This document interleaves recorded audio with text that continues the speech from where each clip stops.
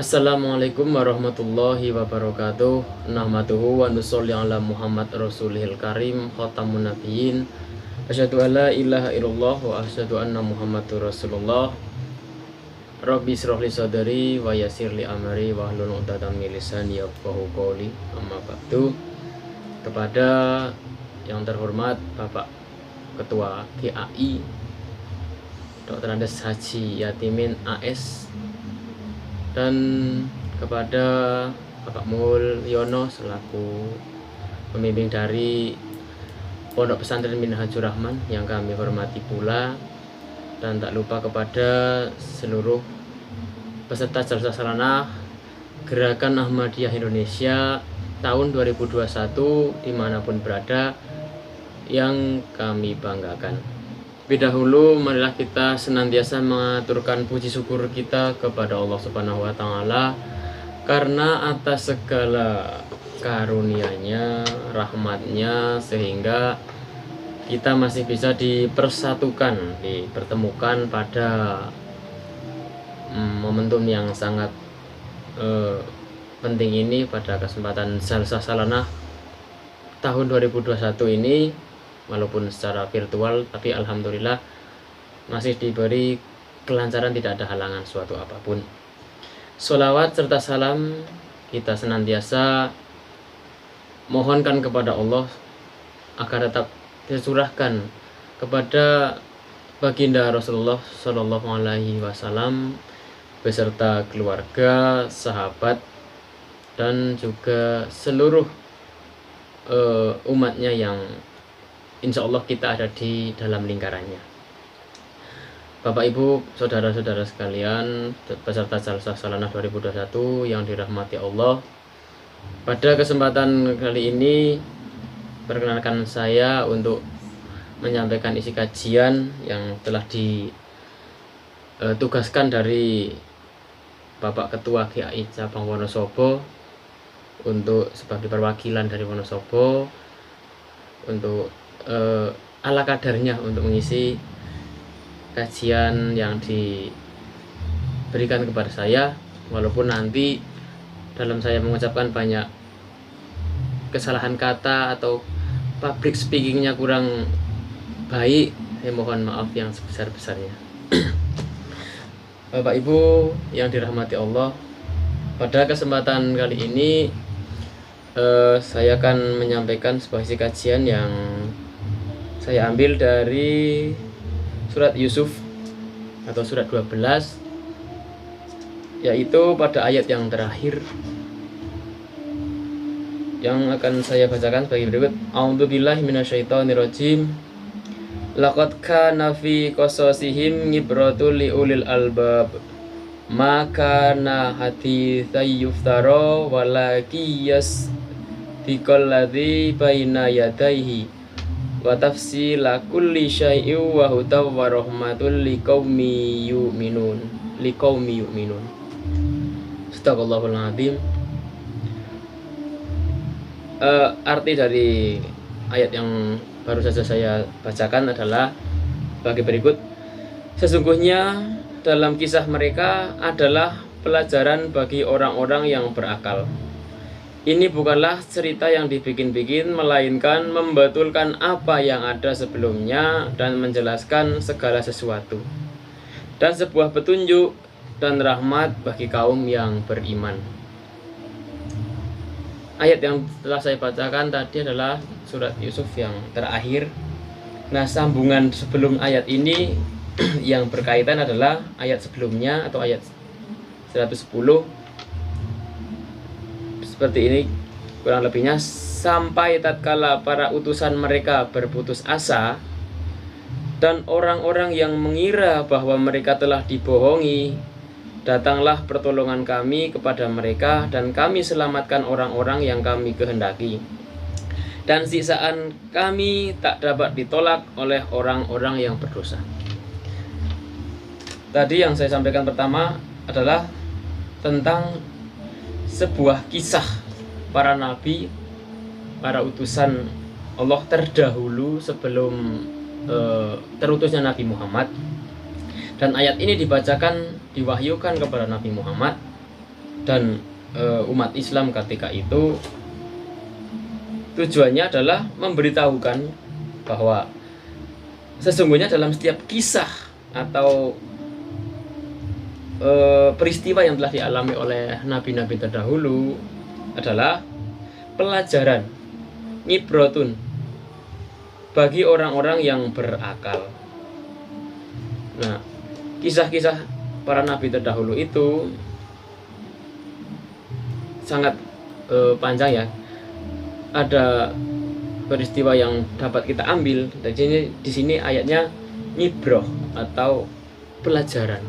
Jadi setiap peristiwa terdahulu para nabi yang dialami oleh para nabi, Allah menghendaki itu diturunkan kepada Nabi Muhammad agar itu menjadi pelajaran atau motivasi yang bisa diambil saat terutusnya Nabi Muhammad. Karena ketika ayat ini diturunkan, Nabi Muhammad masih dalam keadaan yang sulit dalam memperjuangkan ajaran Islam atau di awal. Maka untuk memberi energi atau semangat baru kepada Nabi Muhammad agar tetap kuat, teguh di tengah-tengah tantangan demi tantangan yang dihadapinya, Allah memberi gairah baru berupa ayat ini, yaitu setiap kejadian yang telah dialami para nabi-nabi terdahulu itu adalah pelajaran, harus kita ambil atau kita contoh atau kita sebagai motivasi di zaman nabi kala itu. Adapun kisah-kisah nabi terdahulu itu pada ayat sebelumnya ya, tatkala utusan mereka berputus asa, akhirnya kan ayat ini memberitahukan kepada Nabi Muhammad bahwa agar Nabi Muhammad tidak berputus asa, karena ayat sebelumnya, tatkala para utusan mereka berputus asa dan orang-orang mengira bahwa mereka telah dibohongi, datanglah pertolongan kami kepada mereka dan kami selamatkan orang-orang yang kami kehendaki. Ketika Nabi Muhammad sedang mengalami penderitaan yang tidak ringan ya, ketika di awal-awal perjuangannya menjalankan visi kenabiannya, mungkin karena Nabi Muhammad juga seperti kita punya rasa sedih, punya rasa senang, ada rasa putus asa termasuk putus asa. Allah memberitahukan ini bahwa ketika umat terdahulu, nabi-nabi terdahulu sampai ada yang berputus asa menghadapi umatnya yang banyak yang durhaka, Nabi diberitahukan oleh Allah bahwa datanglah pertolongan kami kepada mereka dan kami selamatkan orang-orang yang kami kehendaki. Dan intinya pada ayat berikutnya itu, kisah yang terdahulu itu adalah agar Nabi mengambil hikmah atau ibroh itu sebagai pelajaran atau sebagai motivasi agar di dalam mengemban visinya sebagai mengemban visi kenabiannya, Rasulullah Muhammad atau Nabi Suci tetap dalam keadaan tegar dan bersemangat. Dan ini untuk selanjutnya, kisah para nabi itu bukanlah cerita yang dibikin-bikin, melainkan membetulkan apa yang ada sebelumnya. Dan yang lebih penting dari ayat ini yang diberitahukan kepada Rasulullah kala itu, dan sebuah petunjuk, dan menjelaskan segala sesuatu, dan sebuah petunjuk dan rahmat bagi orang yang beriman. Artinya kejadian terdahulu itu diharapkan sebagai petunjuk, sebagai rahmat, agar si pembaca atau yang mengetahui yang diberitahukan tentang peristiwa-peristiwa masa lalu akan mengambil pelajaran dari itu dan menjadi sebuah petunjuk, harapan ke depan ataupun motivasi. Seperti contohnya ketika Allah menurunkan surat Al-Fil ya, tentang peristiwa pencobaan atau perusakan Ka'bah yang akan dilakukan oleh Abroha dan bala tentaranya ketika itu Allah wahyukan kepada Nabi di saat Nabi sedang mengalami masa kesulitan, karena kita tahu bahwa surat Al-Fil itu bagian dari juz ammah atau surat-surat pendek, yang sudah tentu surat pendek-pendek itu yang pernah saya baca adalah wahyu permulaan. Wahyu permulaan ketika Nabi Muhammad sedang masa sulit-sulitnya di awal-awal mengemban tugasnya sebagai Rasul. Maka kebanyakan surat-surat permulaan itu adalah isinya adalah tentang sebuah penjelasan yang memotivasi, yang memberi semangat kepada Nabi Muhammad dan umat Islam yang kala itu masih jumlahnya sangat sedikit.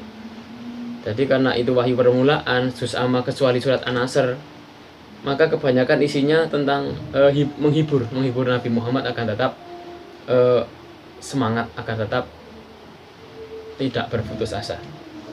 Seperti contohnya walal akhiratu khairul laka minal ula, inna mangalung serius dan sebagainya. Nah, surat Al-Fil itu Allah turunkan kembali, itu adalah peristiwa pencobaan penghancuran Ka'bah yang akan dilakukan oleh Abroha. Itu peristiwa yang terjadi mungkin di zaman Nabi itu sekitar 45 atau sampai 50 tahun ke belakang, dan diwahyukan kembali pada masa kenabian Nabi Muhammad atau para sahabatnya. Itu tujuannya adalah memberitahukan kepada Nabi suci agar tidak berputus asa menghadapi umatnya, menghadapi kaum Quraisy yang begitu gencarnya ingin membunuh beliau, ingin menghalang-halangi visi beliau. Allah turunkan wahyu itu yang tujuannya adalah agar Nabi Muhammad dan umat Islam ketika itu mengetahui ada sebuah peristiwa dulu di masa Nabi Muhammad lahir ya, sekitar itu. Peristiwa itu tentang pencobaan penghancuran Ka'bah oleh Abroha, namun Allah halang-halangi, Allah cegah tidak sampai terjadi, dan kenyataannya Abroha dan bala tentaranya hancur sebelum menghancurkan Ka'bah, bahkan belum menyentuh Ka'bah. Nah, kenapa wahyu ini disampaikan kepada Nabi peristiwa tersebut adalah mungkin Allah ingin menunjukkan kepada Nabi suci beserta umatnya ketika itu, yang seolah-olah Allah itu pengen mengatakan bahwa Ka'bah itu Baitullah. Ketika akan dihancurkan oleh orang yang tidak menyukainya, walaupun sebesar pasukan Abroha yang jumlahnya ratusan ribu mungkin, Allah cegah di luar dugaan. Bahkan orang-orang Quraisy yang sebagai penjaga Ka'bah ketika itu, suku Quraisy, tidak menduga bakal peristiwa itu akan digagalkan oleh Allah. Nah, karena Ka'bah itu Baitullah yang sudah dijamin akan di Ka'bah yang Baitullah, walaupun itu benda mati, karena Baitullah Allah lindungi. Apalagi kamu Muhammad, seolah-olah kan Allah ingin mengatakan seperti itu, apalagi kamu Muhammad yang jelas kamu adalah orang mukmin. Sedangkan mukmin itu ada sebuah hadis yang menjelaskan bahwa qalbul mukmin Baitullah. Itu adalah hadis qudsi yang telah diriwayatkan oleh Abu Daud, bahwa qalbul mukmin Baitullah, artinya hatinya orang mukmin itu Baitullah atau rumah Allah. Ka'bah yang sebuah benda mati saja, karena itu Baitullah, Allah lindungi. Ketika akan ada orang yang ingin menghancurkannya, tidak sampai terjadi penghancuran, mereka hancur sendiri. Kamu pun demikian ya, seolah-olah Allah ingin mengatakan, Muhammad, kamu pun demikian.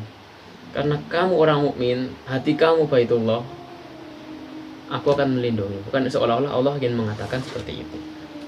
Nah, peristiwa itu Nabi Muhammad diwahyukan surat Al-Fil ketika sedang mengalami kesulitan itu. Nah, maka sebagai pelajaran atau dalam bahasa ayat yang saya bacakan di awal adalah ibroh sebagai penyemangat pelajaran yang bisa menjadi wahuda warahmatu liqaumi yu'minun, atau sebagai bahan renungan bagi orang-orang yang beriman.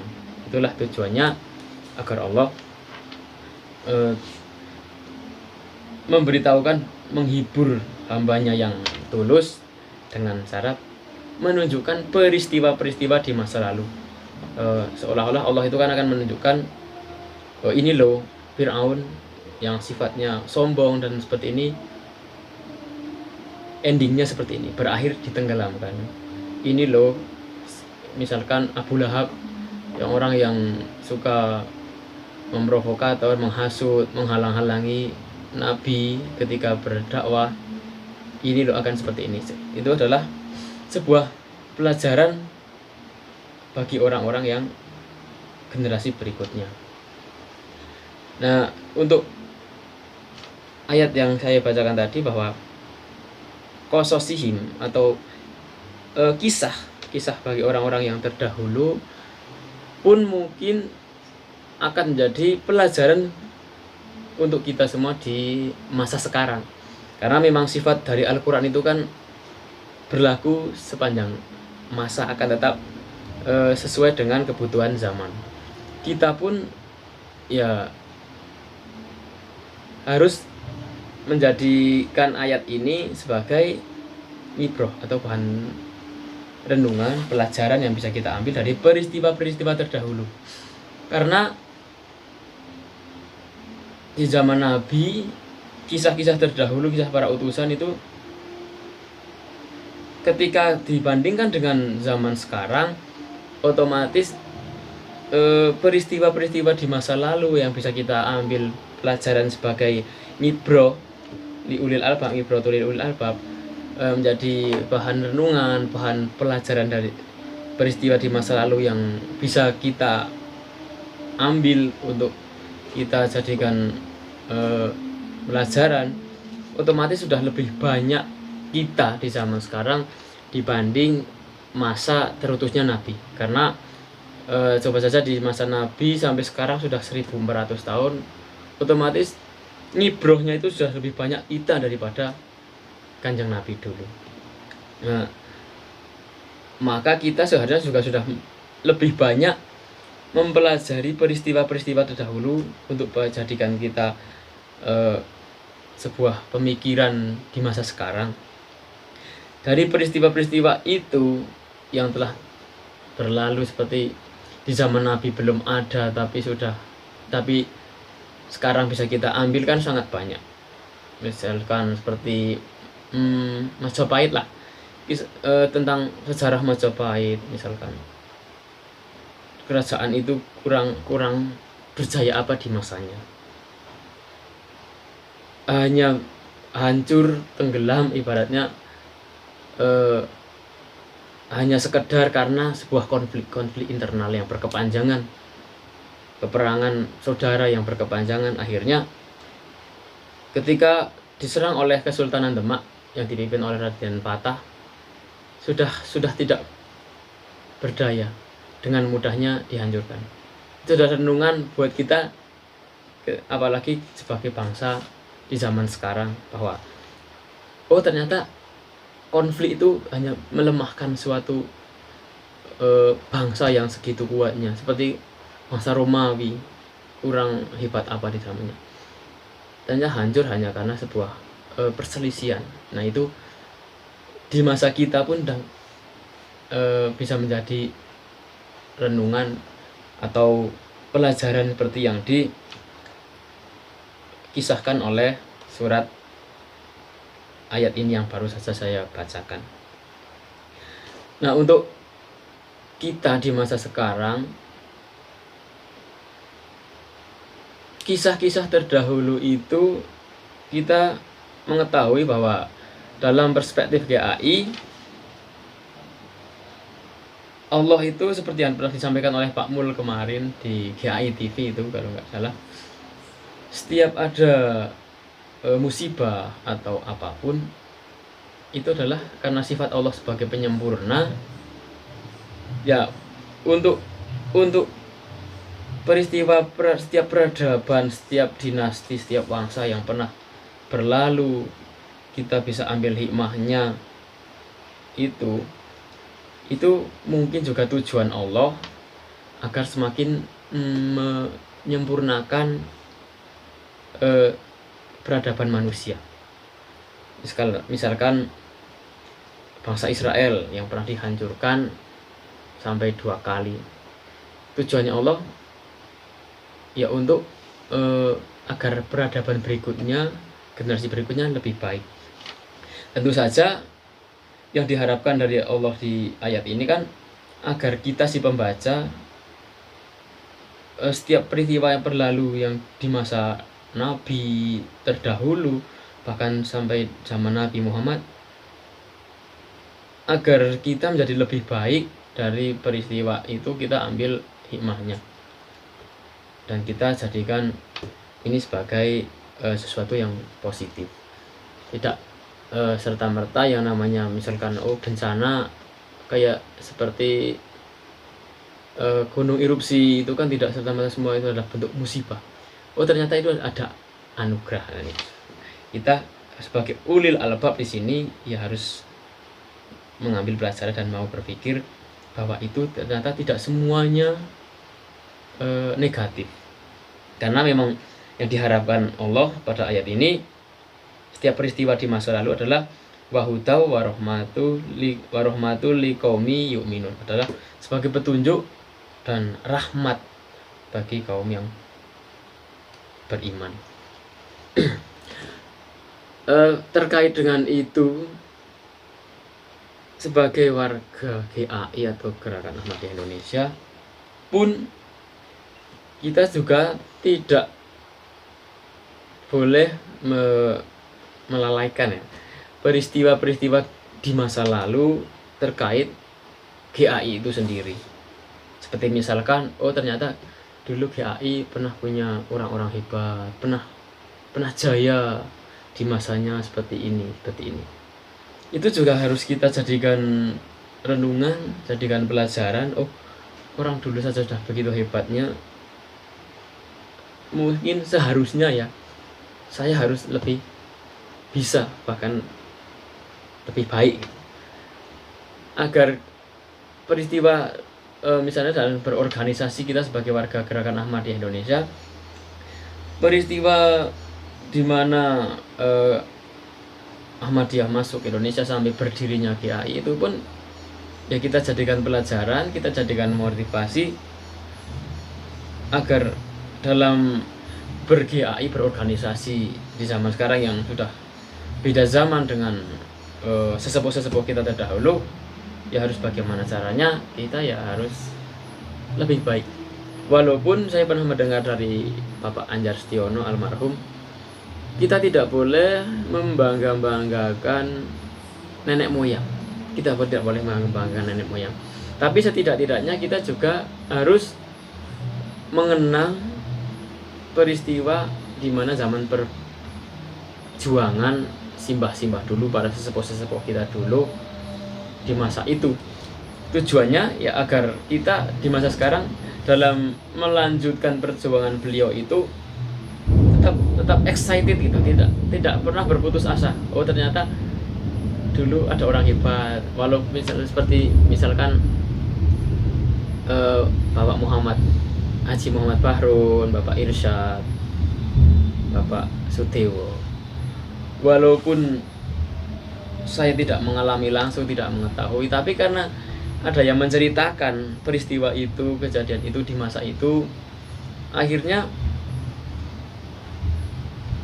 timbul rasa tergugah, orang-orang dulu ternyata hebat, sesepuh-sesepuh kita ternyata hebat. Dan ibrohnya di mana? Pelajarannya ya itu agar kita sebagai generasi di masa sekarang ya jangan kecewakan beliau lah. Kita sebisa mungkin dengan cara yang sudah berbeda di zaman sekarang, kita semaksimal mungkin tetap menjunjung hasil apa dan memperjuangkan hasil apa yang telah beliau dulu perjuangkan. Karena ada istilah tak kenal maka tak sayang. Mungkin salah satu cara untuk kita tetap ada generasi yang lebih baik dan generasi berikutnya, kosos atau peristiwa-peristiwa itu pun tentang bagaimana, apa itu Ahmadiyah, apa itu tujuannya, apa itu Mujadid, visinya apa. Kita selain itu gimana dulu ada Mubalih 2 masuk ke Indonesia, Mirza Wali Ahmad Baik dan Maulana Muhammad, yang pada tujuan awalnya ingin ke China, tapi akhirnya ada peristiwa yang sampai masuk ke Jawa. Itu ketika kita ceritakan ke generasi-generasi setelah kita, karena sudah mengetahui, otomatis jadi seperti itu. Jadi karena tahu, ada rasa kepedulian loh, rasa kepemilikan. Ternyata dulu sejarahnya seperti ini. Apalagi diceritakan misalkan tentang bagaimana sampai berdirinya GAI, tujuannya apa, pelajarannya tentang GAI itu apa. Karena peristiwa terdahulu kita ceritakan juga ke generasi berikutnya, otomatis akan menjadi penyemangat, pelajaran dari kisos itu, dari peristiwa-peristiwa terdahulu, yang akan menjadi petunjuk, menjadi rahmat untuk kita semua. Karena biar bagaimana juga, bagaimana orang ingin peduli, ingin melanjutkan, melestarikan ajaran Mujadid, sedangkan sejarahnya saja tidak tahu, peristiwa terdahulunya itu gimana tidak tahu. Akhirnya kan rasa ingin kepeduliannya, ingin ikut di dalamnya pun akan berkurang, tidak semangat yang sudah mengetahui. Karena yang pernah saya baca dari sebuah tulisan dari karya Jurilina, kalau nggak salah, itu seorang penulis dari Swedia. Dia menulis dalam sebuah bukunya bahwa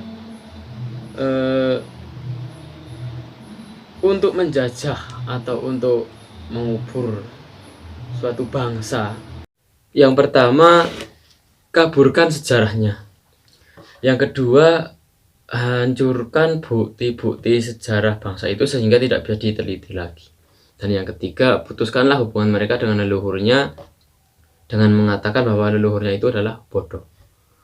Nah, terkait dengan tulisan Jurilina ini, walaupun tulisan ini sudah tentang bernegara ya, suatu kebangsaan, saya rasa dalam berorganisasi pun hampir sama ya.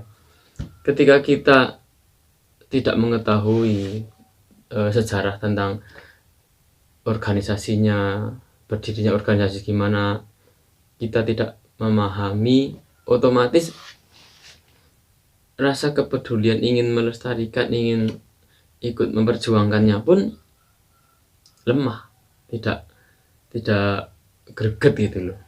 Sehingga tentang tulisan Jurilina ini kan ketika dibawa ke sebuah organisasi juga hampir sama. Artinya kita tidak boleh melupakan sejarah, sekalipun itu sejarah tentang suatu organisasi itu. Misalkan seperti di tempat saya ya, ketika saya diceritakan tentang dulu masih kecil, diceritakan tentang Bapak Sabitun yang sebegitu hebatnya dulu pernah berkiprah di kampung ini, misalkan sampai membuka suatu pondok, memperjuangkan Islam dengan membawa ajaran Mujadid, kiprahnya seperti apa. Ketika mengetahui, akhirnya kan saya bangga. Dulu sesepuh saya atau leluhur dan nenek moyang di desa kami, ternyata ada orang sehebat itu kan. Untuk ingin rasa meneruskannya itu besar, untuk rasa kepeduliannya ingin meneruskan itu tumbuh dari hati. Maka menurut saya ya, agar menanamkan rasa kecintaan, kepedulian anak-anak muda kita, generasi berikutnya dalam berorganisasi, ber-GAI, mencintai GAI, dan peduli ingin mempelajari, bahkan ingin menyampaikan, mengajarkan tentang, bahkan ingin belajar tentang apa itu GAI. Mungkin saya rasa pertama untuk diceritakan dulu sejarah atau peristiwa yang terdahulu terkait tentang apa itu GAI, gimana awal mulanya, apa itu Ahmadiyah, apa itu Mirza Ulama. Harus kita ceritakan peristiwa-peristiwa itu ya semampu kita yang kita miliki pada anak-anak yang atau generasi-generasi berikutnya yang bisa kita ceritakan tentang itu. Selain di luar tentang ajarannya dalam berislam itu GAI seperti apa. Mungkin itu saja yang saya sampaikan terkait dengan ayat yang baru saya bacakan di awal, bahwa semua peristiwa yang terjadi di masa lalu ini Allah harapkan menjadi ibroh, jadi pelajaran untuk ketika itu Nabi Muhammad sampai kita di zaman sekarang umatnya, agar dengan harapan menjadi petunjuk dan rahmat bagi orang-orang yang mukmin, insya Allah. Dan itu yang bisa saya sampaikan pada kesempatan Salsa Salanah tahun ini, tahun 2021. Walaupun secara virtual, alhamdulillah Allah masih memberikan berkenaan kelancaran, tidak ada halangan apapun. Demikian yang bisa dapat saya sampaikan. Selebihnya apabila dalam saya menyampaikan banyak kekeliruan, kurang tepat mungkin di hati panjenengan semuanya, saya mohon maaf yang sebesar-besarnya, karena sebenarnya saya ini ya tidak tahu apa-apa, berhubung ditunjuk oleh Bapak Ketua GAI Cabang Wonosobo untuk mengisi kajian sebagai perwakilan di Jalsah Salanah tahun 2021 ini. Maka saya hanya bisa menyampaikan semampu saya, dan apabila banyak kesalahan dari awal sampai akhir, saya mohon maaf yang sebesar-besarnya. Itu saja. Walaupun kita tidak bisa bertatap muka Jalsah Salanah pada tahun ini secara langsung, tapi saya hanya bisa memohon kepada Allah agar kita semua anggota GAI dimanapun berada tetap diberikan kesehatan, rahmat dari Allah Subhanahu wa Ta'ala, panjang umur, dan selamat berjuang bersama-sama dalam mengemban visi Mujadid Mirza Ghulam Ahmad sampai kita tidak mampu lagi. Dan selamat berjuang bersama-sama dalam mengemban visi Gerakan Ahmadiyah Indonesia. Salam dari Wonosobo untuk semua anggota GAI dimanapun berada. Saya akhiri, billahi taufiq wal hidayah. Wassalamualaikum warahmatullahi wabarakatuh.